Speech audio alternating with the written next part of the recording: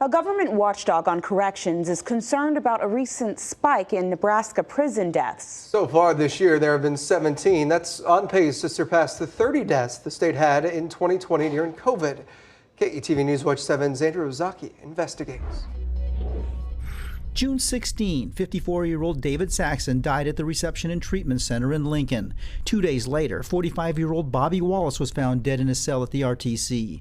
In the month of June, 3 more inmates died at the same facility, catching the attention of Nebraska's Inspector General of Corrections. There's nothing really behind these deaths. A lot of them are natural causes, and we'll be looking more at those as we go forward. Kobernick sent this memo to senators on the legislature's Judiciary Committee, showing the recent trends in inmate deaths. So we're on pace for 34 if those trends continue. That would be more than what was seen during the height of the pandemic. Let them know that we're tracking it, we're monitoring it. Kobernick says 11 of this year's deaths have been at the RTC, which is not unusual since it's the largest facility and now has a skilled nursing unit and will soon get a 32-bed geriatric unit. Probably would be the place where most deaths will take place, just because you have those people who have long-term medical issues. That's where they will be residing. The average age of the inmates who died was 62. That just shows that there's a lot of people that have been in for a while that are older individuals that have had long-term health conditions.